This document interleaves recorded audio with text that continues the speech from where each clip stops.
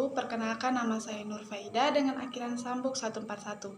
Di sini saya akan memperkenalkan nama anggota kelompok saya. Yang pertama ada Lidi Amanda Putri, yang kedua ada Nur Elisha Ramadhani, yang ketiga ada Asrid Juniati, yang keempat ada Dias Musfira, yang kelima ada Mutiara. Jadi judul materi kelompok kami yaitu struktur kelembagaan media massa. Media massa sangat penting dalam masyarakat, sebab media massa adalah pilar demokrasi. Media massa juga membantu opini publik, karena struktur media massa yang berkembang dari tradisional ke digital. Contohnya TVRI sebagai lembaga penyiaran publik. Jenis kelembagaan media massa. 1. Media cetak, koran seperti Kompas dan majalah seperti Tempo. Model bisnisnya adalah langganan dan iklan. 2. Media penyiaran, televisi seperti RCTI dan radio seperti RRI. Model bisnisnya adalah iklan dan sponsor. 3. Media online, portal berita seperti Detik, Kom, dan media sosial. Model bisnisnya adalah iklan digital. Struktur internal organisasi media. 1. Struktur redaksi. Pemimpin redaksi, redaktur, reporter, fotografer. Mereka melakukan peliputan dan publikasi. 2. Struktur bisnis. Direktur utama, manajer pemasaran, tim penjualan iklan. Mereka menghasilkan pendapatan. 3. Struktur teknologi. Tim IT, pengembangan web, analisis data, mereka mengelola platform digital. Regulasi dan kebijakan pemerintah. Yang pertama, Undang-Undang Pers Nomor 40/1999 menjamin kemerdekaan pers tanpa sensor, kecuali isu SARA.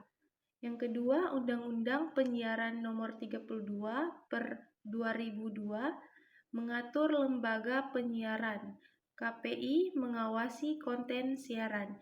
Yang ketiga, Undang-Undang IT mengatur media online. Ada tantangan terkait ujaran kebencian.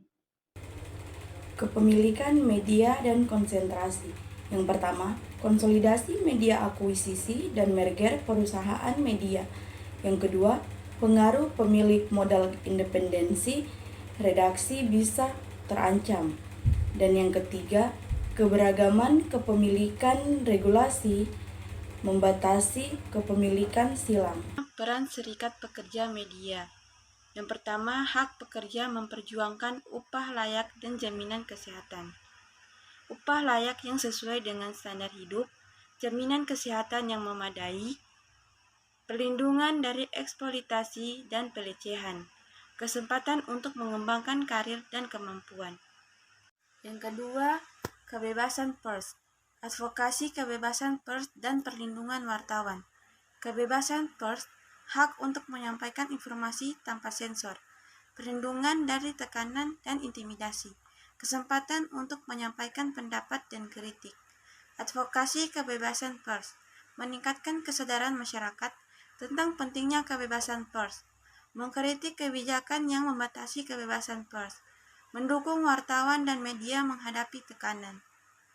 Perlindungan wartawan, perlindungan dari kekerasan dan intimidasi, kesempatan untuk melaporkan berita tanpa takut, dukungan hukum dan advokasi untuk wartawan yang menghadapi masalah. Profesionalisme meningkatkan kompetensi pekerja media, meningkatkan kompetensi dan keterampilan, mengembangkan etika dan standar profesional, meningkatkan kualitas kerja dan hasil, mengikuti perkembangan teknologi dan tren media sosial.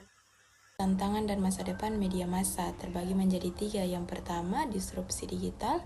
Yang kedua, berita bohong. Dan yang ketiga, model bisnis baru. Kesimpulan dan refleksi.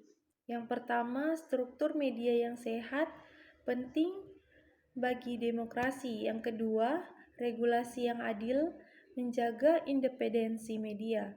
Yang ketiga, peran masyarakat aktif mengonsumsi informasi.